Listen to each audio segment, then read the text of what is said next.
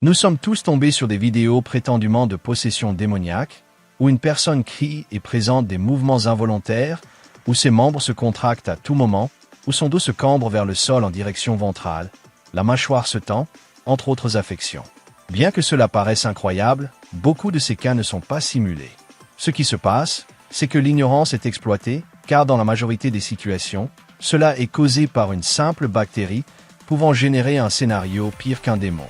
Une maladie qui a accompagné l'humanité pendant longtemps, considérée comme une malédiction et source de légende, tout cela en raison de sa symptomatologie spectaculaire causée par le tétanos.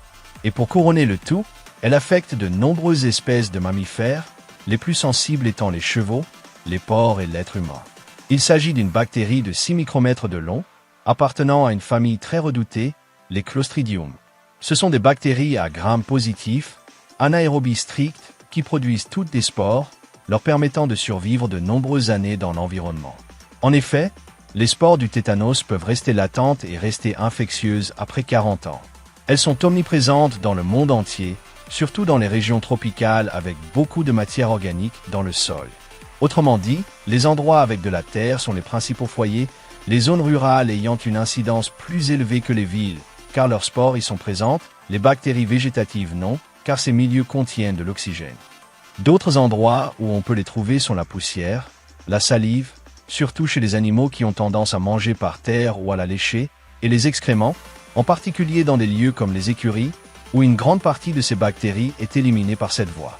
La bactérie ou ses spores pénètrent dans l'organisme par une plaie profonde de la peau, ou une piqûre avec un objet ayant été en contact avec de la terre ou des excréments, comme des clous. D'ailleurs, marcher sur un clou rouillé est craint pour cette maladie, et cette peur s'est transmise de génération en génération. Le fait est que ces objets, en étant rouillés, indiquent qu'ils ont été dans un endroit humide et qu'ils ont passé beaucoup de temps en contact avec de la terre, de la poussière ou des matières fécales. Il est donc très probable qu'ils portent des spores de tétanos. De plus, elle est considérée comme une zoonose car un animal par morsure peut la transmettre, la bactérie faisant partie de la flore normale de sa gueule. Cela est très fréquent chez les chiens, car ils ont tendance à lécher la terre, entre autres choses plus dégoûtantes. En pénétrant dans la peau, dans un milieu anaérobie, la bactérie émerge de sa forme sporulée et commence à se reproduire abondamment, un processus pouvant prendre de 2 jours à 3 semaines. Durant cette réplication, elle commence à produire 2 toxines, la tétanolysine, qui a une action hémolytique, et la tétanospasmine. Ces toxines passent dans la circulation sanguine et les nerfs périphériques, déclenchant ces atroces symptômes. La seconde toxine, neurotoxique, provoque une stimulation nerveuse constante des fibres musculaires, entraînant une rigidité. C'est une maladie aiguë ou subaiguë qui commence par les muscles de la tête et du visage, avec une rigidité des masséters, des muscles des yeux, des oreilles, pour ensuite descendre vers le tronc, la queue et les membres. La tétanie provoque des chocs, des contusions, des mouvements involontaires, des fractures osseuses, des arythmies ou tachycardie. Les patients peuvent se mordre la langue jusqu'à s'en arracher des morceaux. Chez l'humain, il peut devenir si raide qu'on appelle cela la maladie du chevalet, en référence à l'objet sur lequel on pose l'étoile. Mais au-delà de son aspect spectaculaire, sa mortalité est faible, de 10 à 20%, cédant facilement aux antibiotiques. Pour la diagnostiquer, on se base sur la symptomatologie, surtout en observant les animaux avec un regard fixe, l'impossibilité d'ouvrir la bouche. On peut chercher la plaie à l'origine de la maladie et demander une analyse de laboratoire pour identifier l'agent causal en reproduisant l'infection sur des souris, mais c'est un processus long, prenant suffisamment de temps pour que le patient soit dans un état grave sans traitement immédiat.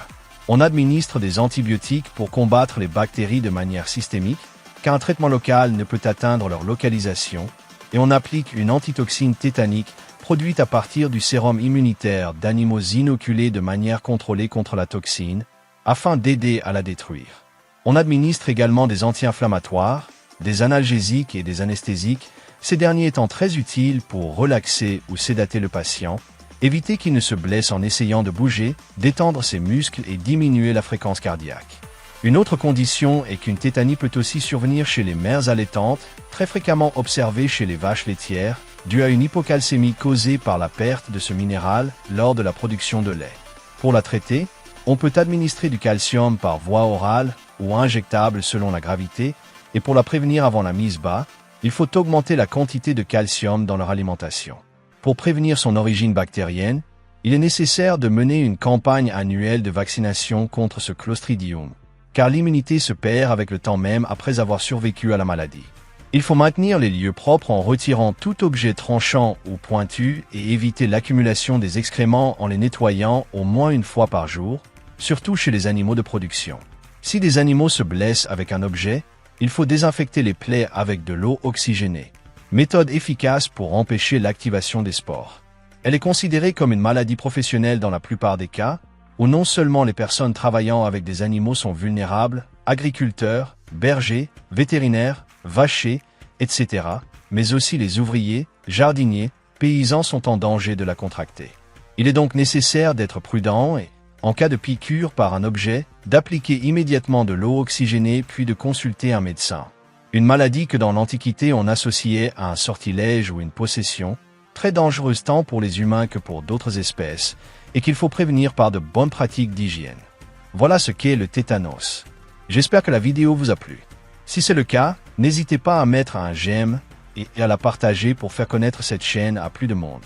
Je vous laisse mes réseaux sociaux pour rester en contact, et c'est également par ce biais que je ferai les annonces pertinentes concernant la chaîne.